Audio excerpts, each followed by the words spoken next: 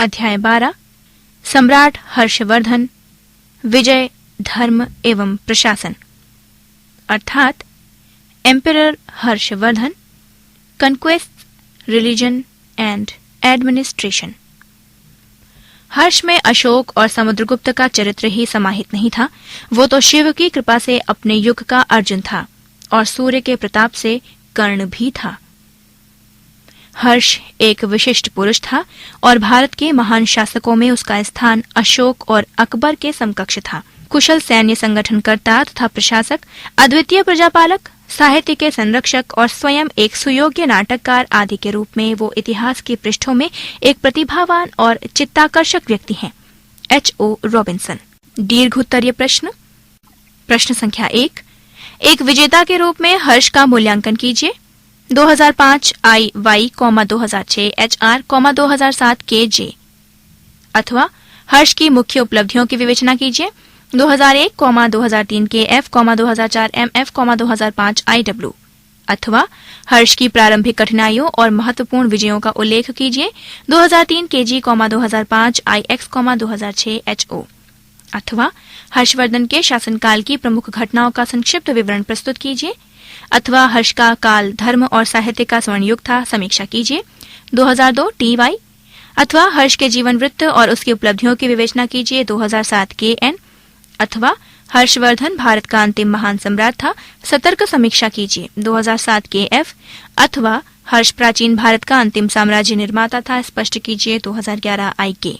उत्तर: सम्राट हर्षवर्धन 606 से 647 ईस्वी। हर्ष की गणना प्राचीन भारत के महान शासकों में की जाती है।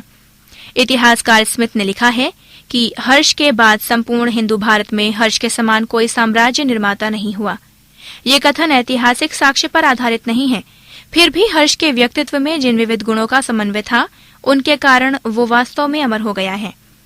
हर्ष का सबसे बड़ा सौभाग्य ये है कि उसे बाणभट्ट जैसा महान जीवनी लेखक और ह्वेनसांग जैसा गुणग्राही चीनी यात्री मिल गया। उन्होंने उसके कार्यों और गुणों के संबंध में प्रचुर परिमाण में लिखा है। इसके अतिरिक्त पुरातत्व संबंधी साक्ष्यों से भी इसके इतिहास की जानकारी होती है।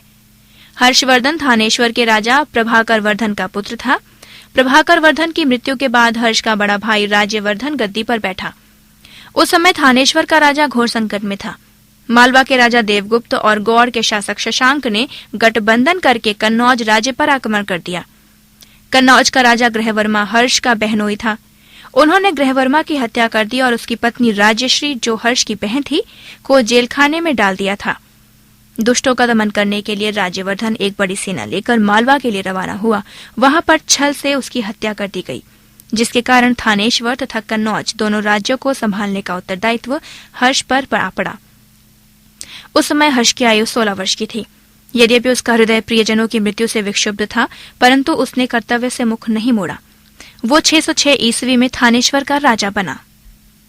पृष्ठ संख्या 132। हर्ष की प्रारंभिक कठिनाइयां। इस समय हर्ष के समक्ष प्रमुख 2 समस्याएं थीं। क. राजश्री को कैद से मुक्त कराना। ख. शत्रुओं से हत्या का बदला लेना। हर्ष ने प्रण किया था कि कुछ ही दिनों में धरती गौड़ विहीन कर दूंगा, अन्यथा अपने पापी शरीर को पतंग या लपटों में झोंक दूंगा। बाणभट्ट लिखता है कि गद्दी पर बैठते ही हर्ष हथियारों को दंड देने, कन्नौज को शत्रु से मुक्त कराने एवं राजश्री को खोजने के लिए एक विशाल सेना लेकर निकल पड़ा। मार्ग में उसे कामरूप के राजा भास्कर वर्मन का दूत मिला, जो मित्रता का संदेश लेकर आया था। हर्ष ने प्रस्ताव स्वीकार कर लिया और उसे अपना मित्र बना लिया। फिर उसने राजश्री की खोज की, जो विंध्य के जंगलों में मिली। इसी बीच में हर्ष के सेनापति ने देवगुप्त को युद्ध में पराजित किया और उसकी हत्या कर दी। अपनी स्थिति कमजोर देखकर शशांक भी कन्नौज छोड़कर भाग गया। कन्नौज का राज्य इस समय अस्त व्यस्त था। गृहवर्मा का कोई उत्तराधिकारी न था और राजश्री शासन का कार्य संभालने के लिए तैयार न थी। फलतः कन्नौज के मंत्रियों ने कन्नौज का राज्य भी हर्ष को सौंप दिया। इस प्रकार थानेश्वर और कन्नौज के 2 प्रमुख राज्य मिलकर एक हो गए। शासन की सुविधा के लिए हर्ष ने कन्नौज के नगर को अपनी राजधानी बनाया। हर्ष की विजय। प्रारंभिक कठिनाइयों से छुट्टी पाकर हर्ष ने साम्राज्य विस्तार की ओर ध्यान दिया। उसने अनेक राज्यों को जीता, पर उसकी इन विजयों का चित्र अस्पष्ट है। चीनी यात्री ह्वेनसांग लिखता है कि हर्ष ने गद्दी पर बैठते ही 6 वर्षों तक निरंतर युद्ध किया और उसने 5 प्रदेशों को अधिकार में कर लिया। परंतु उसने ये नहीं लिखा कि हर्ष ने किन राज्यों को जीता और उन्हें कब जीता। उसकी कुछ विजय निम्नलिखित थीं। नंबर 1, शशांक पर विजय। हर्ष चरित से पता चलता है कि गद्दी पर बैठते ही हर्ष शशांक को दंड देने के लिए निकल पड़ा था, परंतु ऐसा लगता है कि 619 ईस्वी तक हर्ष गौड़ नरेश का कुछ नहीं बिगाड़ सका। कुछ विद्वानों का विचार है कि वर्ष और शशांक में युद्ध हुआ ही नहीं। संभवतः शशांक की मृत्यु के पश्चात हर्ष ने गौड़ तथा उड़ीसा को अपने अधिकार में कर लिया। नंबर 2, वल्लभी पर आक्रमण। हर्ष ने वल्लभी के शासक ध्रुवसेन द्वितीय को युद्ध में पराजित किया।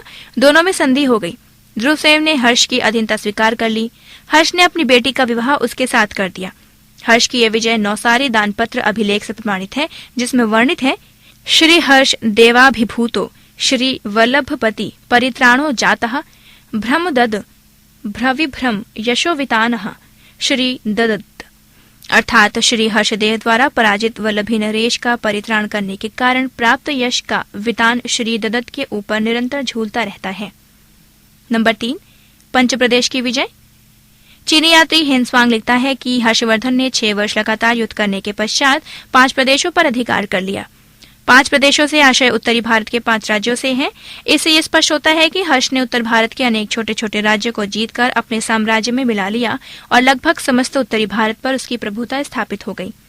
नंबर 4, उत्तरी भारत की अन्य विजय। इनके अतिरिक्त हर्ष ने और राज्यों को भी जीता था, परंतु उनका विवरण उपलब्ध नहीं है। कुछ विद्वानों का विचार है कि हर्ष ने कश्मीर, सिंध और नेपाल के राजाओं को भी परास्त किया था तथा इन्होंने हर्ष की अधीनता स्वीकार कर ली थी, परंतु इस विचार की पुष्टि के लिए हमारे पास कोई ठोस एवं पक्का प्रमाण नहीं है। नंबर 5, पुलकेशिन द्वितीय से युद्ध। नर्मदा नदी के दक्षिण में चालुक्य नरेश पुलकेशिन द्वितीय का शक्तिशाली राज्य था। उत्तरी भारत के राज्यों को जीतने के पश्चात हर्ष ने चालुक्य नरेश पर हमला कर दिया। दोनों में घमासान युद्ध हुआ। इस युद्ध में हर्ष की हार हुई।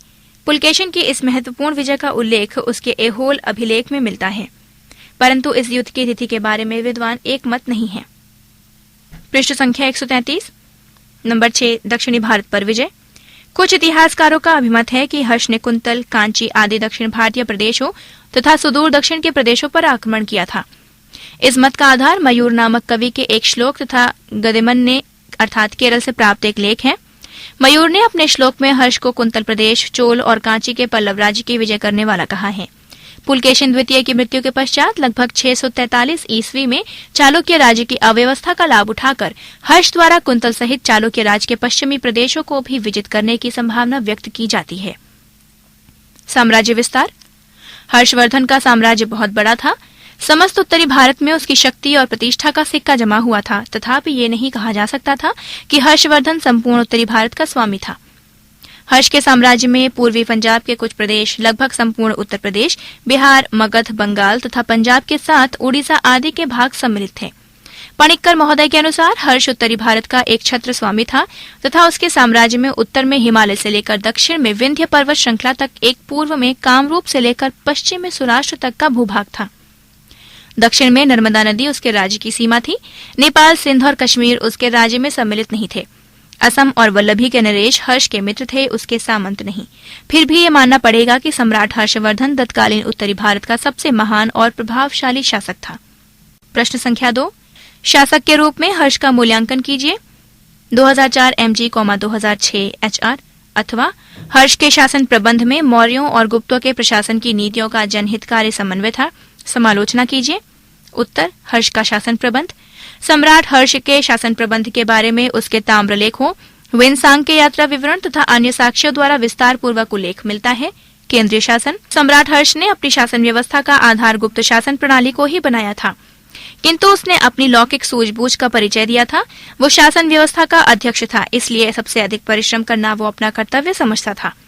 वेनसांग ने लिखा है कि शीलादित्य सम्राट हर्ष इतने अथक परिश्रमी हैं कि दिन का सारा समय भी उनके लिए पर्याप्त नहीं होता।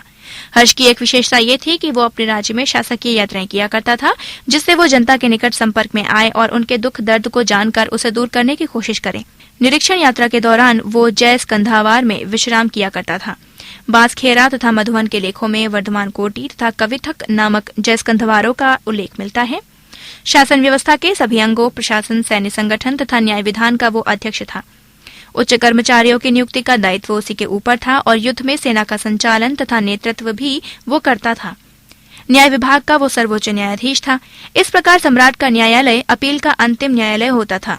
डॉक्टर रमेश चंद्र मजूमदार ने लिखा है, इसमें संदेह नहीं कि वो भारत के महानतम सम्राटों में से एक था। एक उथल पुथल के काल में उसे 2 विशृंखलित राज्यों का शासन करना पड़ा। वो उत्तरी भारत के विशाल क्षेत्र के बहुत बड़े अंश में शांति और सुव्यवस्था स्थापित करने में सफल रहा। He was undoubtedly one of the great kings of India. He was called upon to rule over 2 distracted kingdoms in a period of turmoil. He succeeded to a large extent in restoring respect for authority in the vast tracts of northern India. Doctor Ramesh Chandra Majumdar. पृष्ठ संख्या 134। मंत्रिमंडल और शासन के विभाग। शासन कार्यों में सम्राट को सहायता देने के लिए एक मंत्री परिषद थी और प्रत्येक मंत्री केंद्रीय सरकार के लिए एक या एक से अधिक विभाग का अध्यक्ष होता था। मंत्रियों का काम तो सम्राट को परामर्श देना था, किंतु अपने विभाग के संबंध में महत्वपूर्ण निर्णय लेने का अधिकार उन्हें प्राप्त था। किसी भी विषय पर अंतिम निर्णय सम्राट ही ले सकता है। हर्षचरित तथा अभिलेखों में पदाधिकारियों के नाम इस प्रकार दिए गए हैं। नंबर 1 महासंधि विग्रहाधिकृत युद्ध और शांति का मंत्री। नंबर 2 महाबलाधिकृत सेना का सबसे प्रधान कर्मचारी। नंबर 3 वृद्ध श्ववार अश्वसेना का प्रधान। नंबर 4 कटुक गज सेनाध्यक्ष। नंबर 5 राजस्थानीय परराष्ट्र मंत्री। नंबर 6 महाप्रतिहार राजमहल का प्रशासक और रक्षक तथा नंबर 7 मीमांसक न्यायाधीश सार्वजनिक महत्व रखने वाले घटनाओं को लेखबद्ध करने के लिए अलग से कर्मचारियों की नियुक्ति की जाती थी और इस कर्मचारी के लिए अक्षपटलिक शब्द का प्रयोग किया गया है। साधारण लिपिक के लिए कर्णिक शब्द का प्रयोग होता था। इस पृष्ठ पर हर्ष के साम्राज्य से संबंधित भी एक मानचित्र दिया गया है। पृष्ठ संख्या 135। प्रांतीय शासन। सुविधा और सुशासन की दृष्टि से संपूर्ण साम्राज्य को प्रांतों में विभक्त कर दिया गया था, जिन्हें भुक्ति अथवा प्रदेश कहते थे। कौशाम्बी, श्रावस्ती तथा अहिच्छत्र आदि कुछ प्रांतों के नाम बराबर आए हैं। प्रांतीय शासन की रूपरेखा तथा पदाधिकारियों के नामों में हर्ष की शासन व्यवस्था गुप्त शासन प्रणाली के ही समान थी। प्रांत का शासक उपरिक महाराज कहलाता था। सीमांत प्रदेशों के शासक को गोप्ता कहा जाता था। अपने प्रांतीय शासकों पर हर्ष का नियंत्रण काफी कड़ा था। यही कारण था कि उसके समय में प्रांतीय शासकों के विद्रोह का कोई उल्लेख नहीं मिलता। स्थानीय शासन। प्रांत या भुक्ति को जिलों में बांटा गया था, जिन्हें विषय कहते थे। प्रत्येक विषय में अनेक ग्राम होते थे। शासन की सबसे छोटी इकाई ग्राम शासन था। ग्राम के मुखिया को ग्रामिक कहा जाता था। विषय का प्रधान अधिकारी विषयपति कहलाता था। हुइनसांग ने ग्राम शासक के अनेक कर्मचारियों का उल्लेख किया है, लेकिन उसने ये नहीं लिखा है कि नगरों तथा गांवों का शासन किस प्रकार होता था। स्थानीय शासन के लिए आजकल की भांति लोक प्रशासन की नगरपालिकाएं जैसा ही कुछ संस्थाएं तो थी, किंतु उसकी कार्यप्रणाली के बारे में हमारा ज्ञान लगभग नहीं के बराबर है। शासन प्रबंध के अंतर्गत 3 शासन थे: केंद्रीय शासन, प्रांतीय शासन या भुक्ति तथा स्थानीय शासन। केंद्रीय शासन के अंतर्गत नंबर 1 सम्राट, नंबर 2 मंत्रिपरिषद, नंबर 3 प्रशासनिक अधिकारी थे। प्रांतीय शासन या भुक्ति के अंतर्गत उपरिक महाराज के गोप्ता तथा स्थानीय शासन के अंतर्गत नंबर 1 विषय या जिला तथा नंबर 2 ग्रामीण शासन आते थे। सैन्य व्यवस्था। हर्ष ने अपनी सेना का प्रबंध काफी सुसंगठित ढंग से किया था। सेना में 60,000 हाथी, 1 लाख घुड़सवार तथा 50,000 पैदल थे। बाणभट्ट ने लिखा है कि सम्राट हर्ष अपनी अश्वसेना पर बहुत अधिक ध्यान देता था। फारस और अफगानिस्तान तक से घोड़े मंगवाए जाते थे। सैनिक पदाधिकारियों को नकद वेतन मिलता था। युद्ध के समय सम्राट स्वयं सैन्य संचालन करता था। सेना का प्रधान अधिकारी महाबलाधिकृत कहलाता था। महासंधि विग्रहाधिकृत सम्राट के बाद युद्ध और संधि का मंत्री होता था। दंड एवं न्याय व्यवस्था। हर्ष के समय में अपराधियों को कठोर दंड दिए जाते थे। यद्यपि हुइनसांग ने लिखा है कि चीन के मुकाबले में हर्ष का दंड विधान काफी उदार है। गुप्त सम्राटों के समय में अंग छेदन का बिल्कुल परित्याग हो चुका था, किंतु हर्ष के समय में छोटे छोटे अपराधों के लिए भी अंग भंग किया जाता था। अपराधियों से अपराध कबूल कराने के लिए उन्हें तरह तरह की यातना दी जाती थी। कठोर दंड विधान के कारण अपराधियों की संख्या अधिक न थी। नृशंस तथा घोर अपराधों के लिए मृत्युदंड का विधान था। राज्य में सम्राट के नीचे न्याय विभाग के सर्वोच्च अधिकारी को मीमांसक कहा जाता था। हर्षवर्धन बड़ा न्यायप्रिय सम्राट था और अपनी शासन यात्राओं में वो गुणवानों को पुरस्कृत तथा अपराधियों को दंडित करता था। भूमि कर तथा राज्य की आय के साधन। हर्षवर्धन ने भूमि कर को बढ़ने नहीं दिया था, यद्यपि उसने अपनी सेना पर खर्च अधिक करना पड़ा था।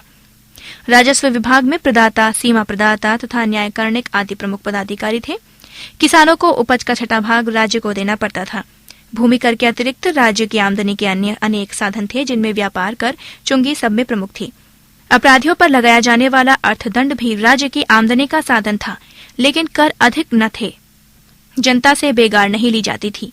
सरकारी धन का बहुत बड़ा भाग धार्मिक और लोक कल्याणकारी कार्यों में व्यय किया जाता था। पृष्ठ संख्या 136। लोकोपकारी कार्य। हर्ष एक प्रजावत्सल शासक था, अतः वो राज्य की आमदनी का बहुत बड़ा हिस्सा लोकोपकारी कार्यों में खर्च करता था। वो प्रजा के कल्याण का बड़ा ध्यान रखता था। उसने जगह जगह पुण्यशालाएं बनवाई, जहां गरीबों को भोजन, वस्त्र व दवा मुफ्त मिलती थी। उसके समान दानी सम्राट कोई दूसरा नहीं था। प्रत्येक 5वें वर्ष प्रयाग में वो अपनी सारी संपत्ति दान स्वरूप वितरित कर देता था। उसने बौद्ध धर्म के प्रचारार्थ विहार तथा स्तूपों का निर्माण कराया था। वो नालंदा के प्रसिद्ध विश्वविद्यालय को बहुत दान दिया करता था। वेनसांग ने हर्ष के प्रजाहितकारी कार्यों की प्रशंसा की है। प्रश्न संख्या 3। हर्ष के चरित्र का मूल्यांकन कीजिए, अथवा हर्ष में अशोक और समुद्रगुप्त दोनों के गुणों का समावेश था। इस कथन की समीक्षा कीजिए। 2000, 2001, 2002 टीजर, 2006 HQ, 2007 KL। अथवा हर्षवर्धन भारत का अंतिम महान हिंदू सम्राट था। सतर्क समीक्षा कीजिए। 2001, 2011 IH। अथवा हर्षवर्धन एक योद्धा तथा विद्या और साहित्य का महान संरक्षक था।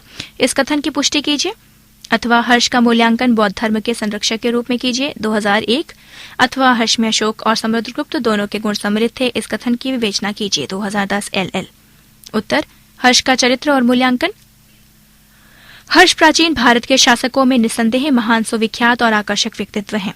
समुद्रगुप्त की तरह हर्ष ने अनेक राज्यों पर विजय प्राप्त की और विद्वानों को आश्रय प्रदान किया तथा अशोक की भांति उसने बौद्ध धर्म को राजाश्रय प्रदान किया। नंबर 1, साम्राज्य निर्माता। हर्ष ने एक विशाल साम्राज्य का निर्माण किया। उसके ऊपर अत्यंत संकटापन्न परिस्थितियों में थानेश्वर और कन्नौज के दोनों राज्यों का भार आ पड़ा, किंतु उसने अपने बाहुबल से इन दोनों को न केवल इनके शक्तिशाली शत्रुओं से बचाया, वरन समस्त उत्तर भारत में इनकी प्रतिष्ठा स्थापित की। उसने उत्तरी भारत के अनेक छोटे छोटे राज्यों को जीतकर अपने राज्य में मिला लिया। उसका राज्य काफी शक्तिशाली एवं सुसंगठित था। संपूर्ण उत्तरी भारत पर अपना आधिपत्य स्थापित करने के बाद सम्राट हर्ष ने सकल उत्तरापथनाथ का पद ग्रहण किया। नंबर 2, योग्य शासक। सम्राट हर्षवर्धन ने अपनी शासन व्यवस्था में नौकरशाही को प्रधानता नहीं दी, वरन वो स्वयं अशोक की भांति यात्राओं द्वारा जनता के संपर्क में आता था और उनकी कठिनाइयों का निराकरण करता था। इन शासन यात्राओं में वो अपराधियों को दंड देता था तथा गुणवानों को पुरस्कार देता था। उसकी शासन व्यवस्था जनहित पर आधारित थी। शासन संबंधी कर्तव्यों के परिपालन के लिए हर्ष को बहुत परिश्रम करना पड़ा था। चीनी यात्री वेनसांग के अनुसार वो अथक परिश्रमी था और सारा दिन भी उसके कार्यों के लिए पर्याप्त न था। शासन व्यवस्था का संचालन उदार सिद्धांतों के आधार पर होता था। डॉक्टर राधा कुमुद मुखर्जी के अनुसार हर्ष प्राचीन भारत के इतिहास के श्रेष्ठतम सम्राटों में से हैं। उसमें समुद्रगुप्त और अशोक दोनों के ही गुण विद्यमान थे। नंबर 3, धर्मपरायण एवं धर्म सहिष्णु शासक। हर्ष प्रारंभ में शैव धर्म का अनुयायी था। संभवतः वेनसांग के संपर्क में आने पर उसका झुकाव बौद्ध धर्म की ओर हुआ। धीरे धीरे बौद्ध धर्म में उसकी श्रद्धा बढ़ती गई और यहाँ तक कि वो बौद्ध धर्म का अनुयायी हो गया। उसने अपने राज्य भर में पशुवध निषेध की आज्ञा दे दी। पशुवध, मांस भक्षण के विरुद्ध कठोर दंड विधान, बौद्ध विहार तथा स्तूपों का निर्माण इत्यादि कार्य बौद्ध धर्म के प्रति उसकी आस्था को प्रकट करते हैं। इसके अतिरिक्त हर्ष समय समय पर शिव और सूर्य की पूजा करता था और ब्राह्मणों को सम्मान की दृष्टि से देखता था। अतः हर्ष का धार्मिक दृष्टिकोण उदार था। हर्ष की धार्मिक मान्यता को प्रमाणित करने वाली 2 ऐतिहासिक घटनाएं उपलब्ध हैं। रोमन नंबर 1, कन्नौज की परिषद। रोमन नंबर 2, प्रयाग की धार्मिक सभा। पृष्ठ संख्या 137। नंबर 4, महान विद्या प्रेमी और विद्वानों का आश्रयदाता। हर्ष एक महान विद्या प्रेमी और विद्वानों का आश्रयदाता था। उसको साहित्य तथा विद्वानों से बहुत प्रेम था। बाणभट्ट और मयूर जैसे महान विद्वान उसकी राजसभा को सुशोभित करते थे। वो स्वयं उच्च कोटि का लेखक और विद्वान था और विद्वानों का आदर करता था। ये विद्वानों की सहायता के लिए सदैव तत्पर रहता था। उसने 3 प्रसिद्ध नाटकों प्रियदर्शिका, रत्नावली एवं नागानंद की रचना की थी। नालंदा विश्वविद्यालय को हर्ष ने राजकीय संरक्षण प्रदान किया। भूमि कर का 1/4 भाग शिक्षा तथा विद्वानों को पुरस्कार देने में व्यय किया जाता था। उसकी उदार शासन नीति ने विद्या और साहित्य की उन्नति में महत्वपूर्ण योग दिया। डॉक्टर स्मिथ ने लिखा है कि सम्राट हर्ष न केवल योग्य साहित्यकारों का उदार आश्रयदाता था, वो स्वयं भी एक उच्च कोटि का लेख विशारद तथा सुविख्यात लेखक था। King Harsh was not only a liberal patron of literary merit, but was himself an accomplished calligraphist and author of reputation. Doctor Smith. Number 5, महानदानी। हर्ष महानदानी सम्राट था। वो गरीबों व शिक्षा संस्थाओं को विपुल दान देता था। प्रयाग की महामोक्ष परिषद में वो अपनी संपूर्ण संपत्ति दान में दे डालता था। संसार के इतिहास में दान देने में हर्ष की बराबरी और कोई सम्राट नहीं कर सकता था। निष्कर्ष, हर्ष के गुणों के संबंध में डॉक्टर राधा कुमुद मुखर्जी ने लिखा है, हर्ष के चरित्र में समुद्रगुप्त तथा अशोक दोनों के ही गुणों का समन्वय था। समुद्रगुप्त की भांति विभिन्न दिशाओं में विजय प्राप्त करके उसने सम्राट का पद प्राप्त किया तथा देश की राजनीतिक एकता को पुनः स्थापित किया। इसके उपरांत युद्ध को सदा के लिए तिलांजलि देकर अशोक की तरह अपनी समस्त शक्ति जनता की भलाई के कार्यों में लगाकर देश की भौतिक एवं आध्यात्मिक उन्नति में योग देकर उसके सांस्कृतिक आदर्श तथा महानता को विकसित किया। प्रश्न संख्या 4, ह्वेनसांग कौन था? उसने तत्कालीन भारत की राजनीतिक, सामाजिक और सांस्कृतिक स्थिति के संबंध में क्या लिखा है? 2003 के अथवा ह्वेनसांग कौन था? उसने हर्षकालीन समाज एवं संस्कृति के विषय में क्या लिखा है? 2008 IW। उत्तर, ह्वेनसांग की यात्रा ह्वेनसांग का यात्रा विवरण। ह्वेनसांग का जीवन परिचय। ह्वेनसांग का जन्म 605 ईस्वी में चीन के होनान फू प्रदेश में हुआ था। वो बड़ा उत्साही और अथक परिश्रम करने वाला बौद्ध भिक्षु था। उसे एक बौद्ध मठ में शिक्षा प्राप्त हुई थी और 20 वर्ष की अवस्था तक उसमें इतना ज्ञान प्राप्त कर लिया कि उसके पांडित्य से बहुत से लोग प्रभावित हुए। बौद्ध धर्म का अधिक ज्ञान प्राप्त करने के लिए 629 ईस्वी में 24 वर्ष की आयु में उसने भारतवर्ष के लिए प्रयाण किया। भारत में जितने भी यात्री आए उनमें केवल ह्वेनसांग ही ऐसा था जिसने संपूर्ण देश की यात्रा की।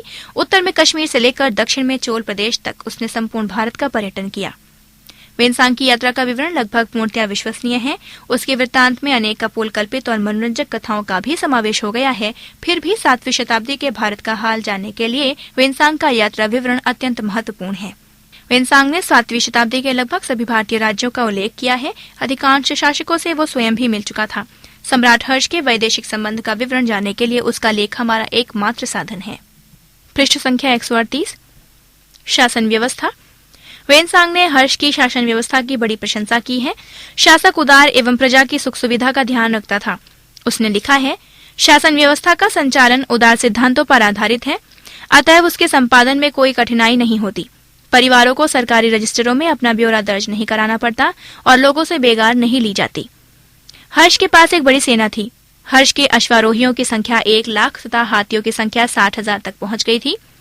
अश्वसेना पर हर्ष विशेष ध्यान देता था और सेना के लिए वो विदेशों से घोड़े मंगवाता था। ह्वेनसांग ने लिखा है कि हर्ष की दंड नीति चीन की दंड नीति की अपेक्षा उदार थी, किंतु गुप्त शासकों के दंड विधान की तुलना में यह अधिक कठोर थी। नाक, कान या हाथ पैर काटने का दंड तो साधारण अपराध के लिए दिया जाता था। ह्वेनसांग ने इस बात का भी उल्लेख किया है कि अपराधी द्वारा अपराध स्वीकार कराने के लिए जल, अग्नि, तुला तथा विष की 4 परीक्षाएं प्रचलित हैं। प्रयाग परिषद। प्रयाग में प्रति 5वें वर्ष हर्षवर्धन एक परिषद का आयोजन किया करता था। ह्वेनसांग के जीवन वृत्त में इस प्रकार की एक परिषद का वर्णन किया गया जो अपने ढंग की छठी परिषद थी और जिसमें वो उपस्थित हुआ था। इस परिषद में हर्ष दान का वितरण करता था। दान देने का कार्यक्रम कई दिनों तक चलता था।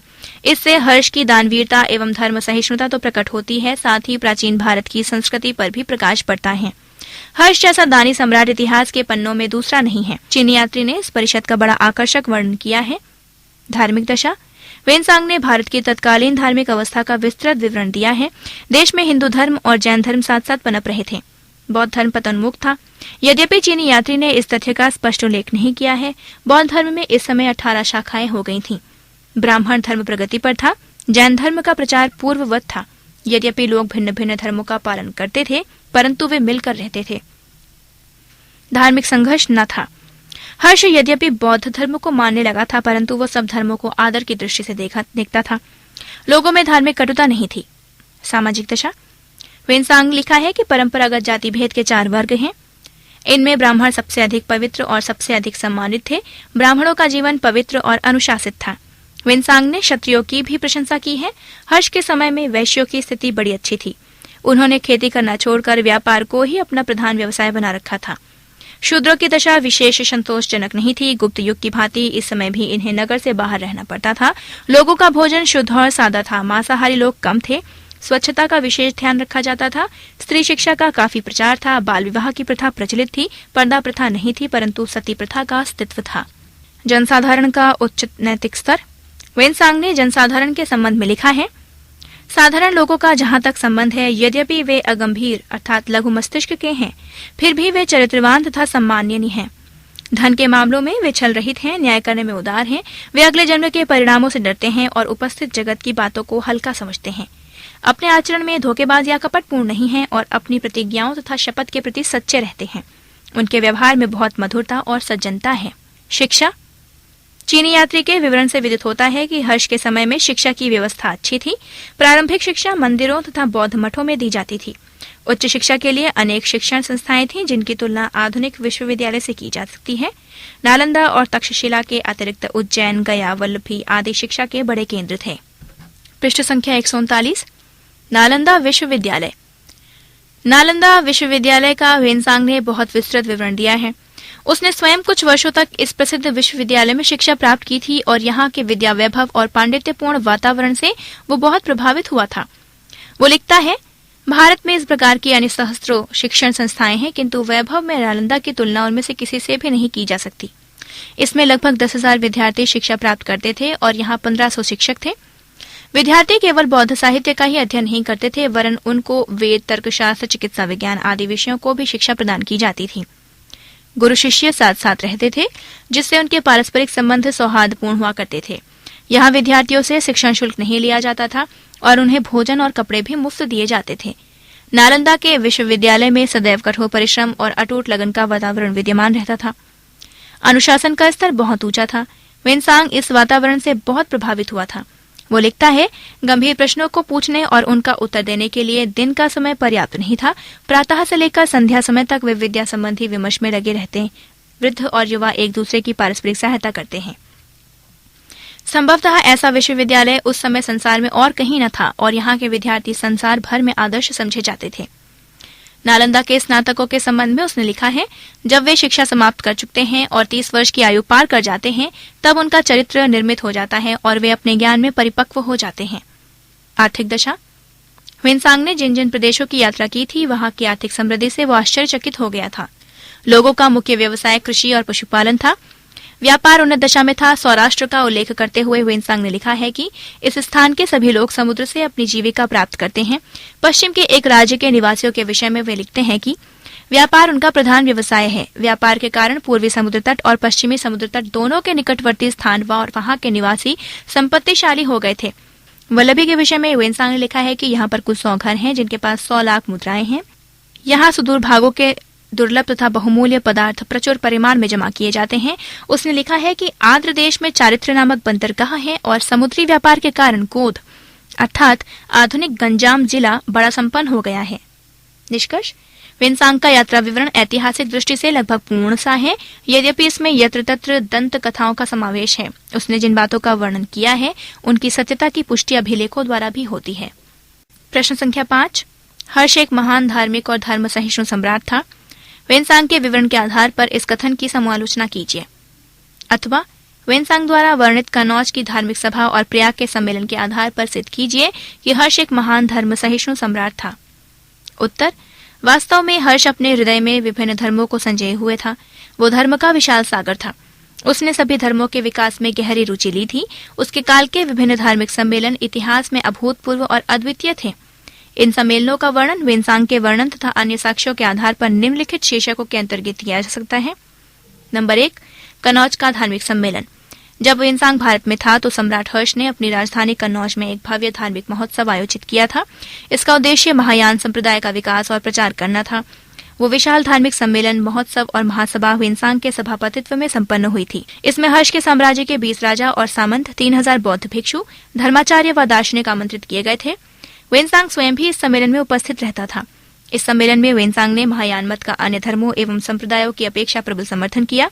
यह धार्मिक महोत्सव 18 दिन तक चलता रहा था। पृष्ठ संख्या 140। इस अवसर पर एक विशाल स्थायी विहार व स्तूप बनवाया गया, जिसमें मनुष्य की ऊंचाई व आकृति के बराबर बुद्ध की एक स्वर्ण मूर्ति एक बहुत ऊंचे स्तंभ पर प्रतिष्ठित की गई। इसके अतिरिक्त लगभग 1 मीटर ऊंची बुद्ध की प्रतिमा भी निर्मित की गई, जिसे प्रतिदिन धार्मिक जुलूस में निकाला जाता था। इसका मूर्ति छत्र हर्ष स्वयं उठाता था और मूर्ति को धोकर उसे अपने कंधों पर उठाकर उसे स्तंभ तक ले जाकर प्रतिष्ठित करता था।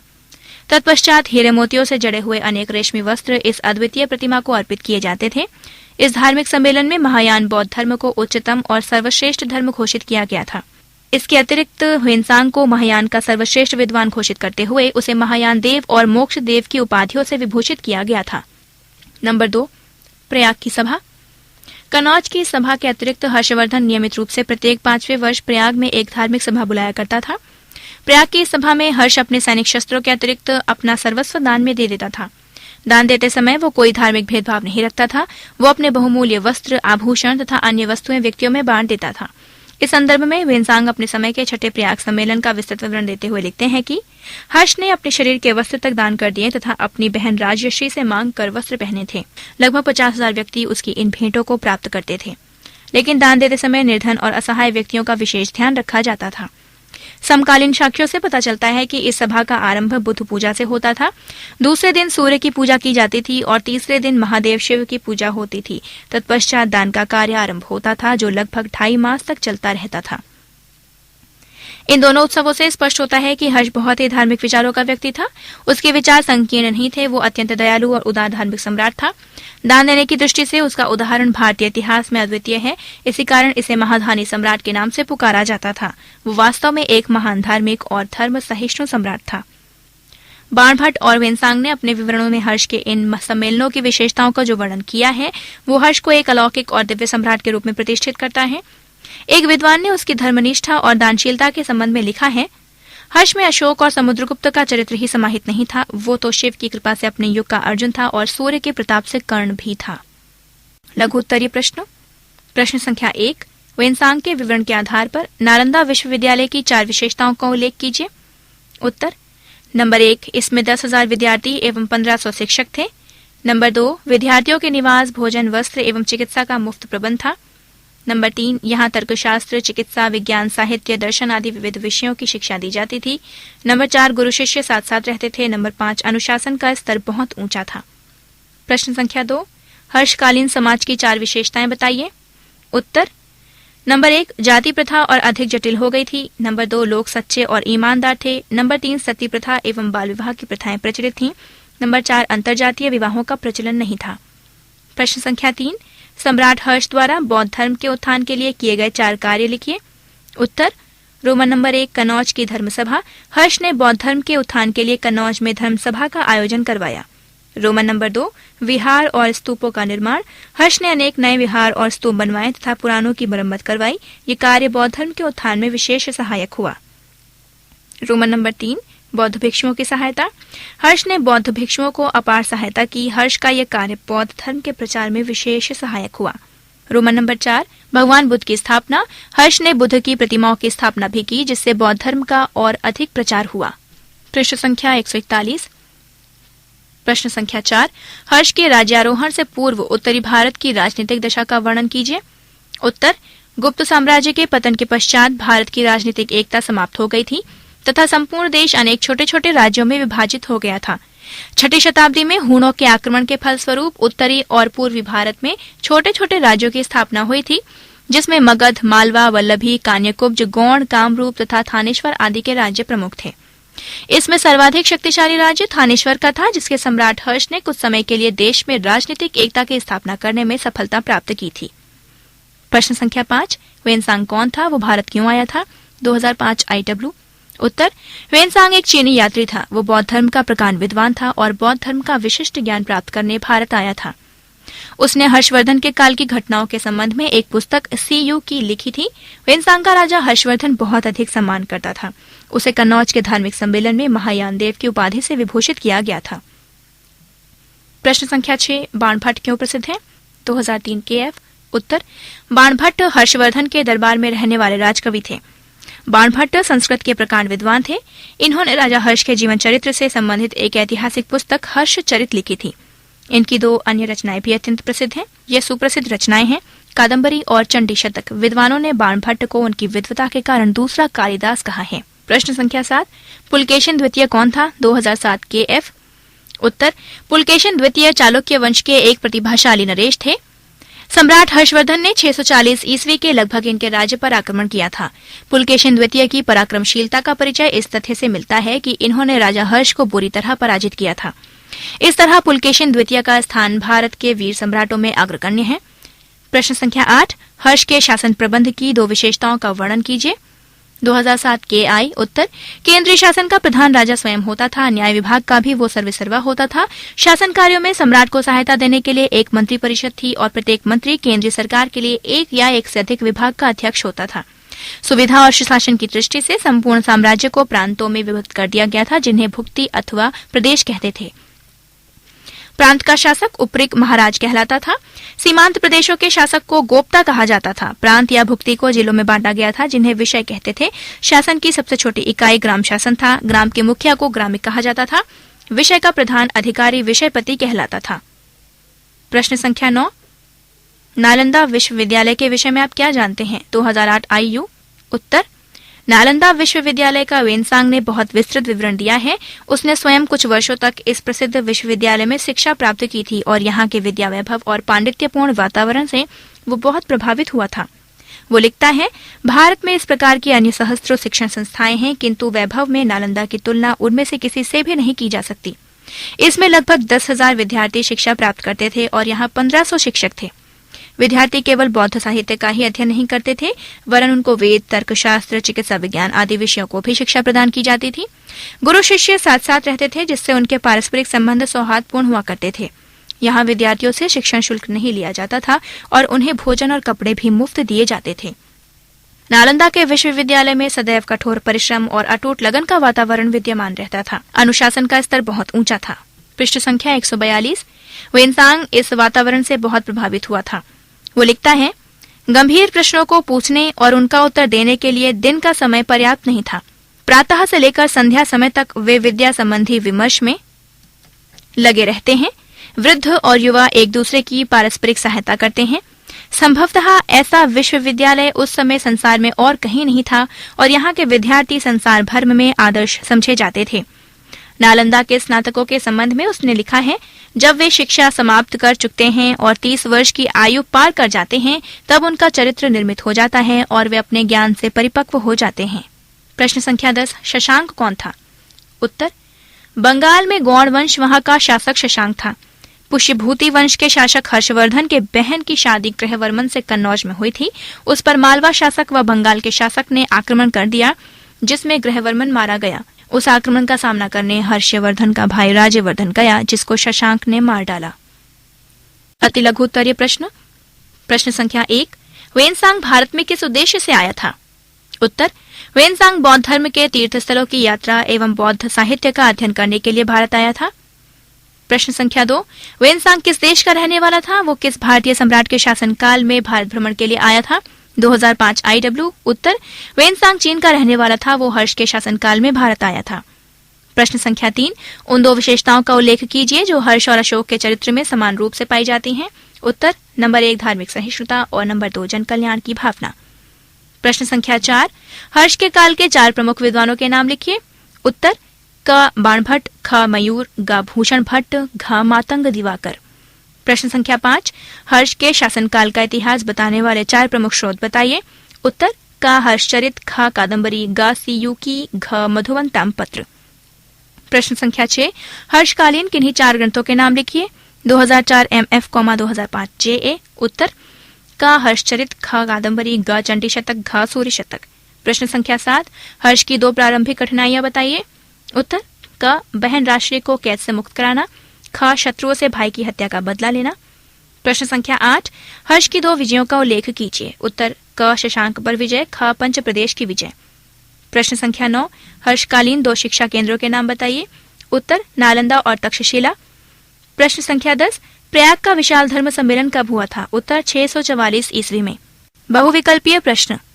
प्रश्न संख्या 1, महाराज हर्ष के पिता का नाम था। विकल्प इस प्रकार हैं, क प्रभाकर वर्धन, ख राज्यवर्धन, ग गृहवर्मा, घ भास्कर वर्मन। सही उत्तर है क प्रभाकर वर्धन। पृष्ठ संख्या 143।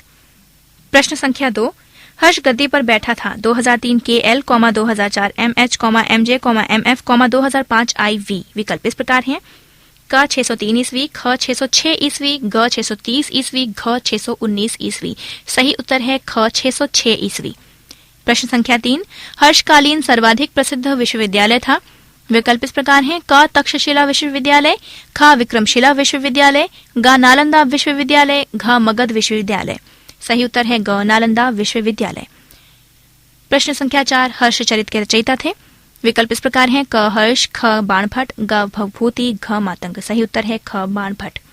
प्रश्न संख्या 5, वेनसांग भारत कब आया था? 2004 MD, 2005 IY। विकल्प इस प्रकार हैं: क 629 ईस्वी, ख 606 ईस्वी, ग 610 ईस्वी, घ 647 ईस्वी। सही उत्तर है क 629 ईस्वी। प्रश्न संख्या 6, हर्ष की मृत्यु कब हुई थी? 2003 KF, 2004 ME, MI, 2005 IZ। विकल्प इस प्रकार हैं: क 606 ईस्वी, ख 629 ईस्वी, ग 643 ईस्वी, घ 647 ईस्वी। सही उत्तर है घ 647 ईस्वी। प्रश्न संख्या 7, कन्नौज में धर्म सम्मेलन कब हुआ था? 2003 KJ, 2005 IX। विकल्प इस प्रकार हैं: क 629 ईस्वी, ख 643 ईस्वी, ग 647 ईस्वी, घ 570 ईस्वी। सही उत्तर है ख 643 ईस्वी। पृष्ठ संख्या 144,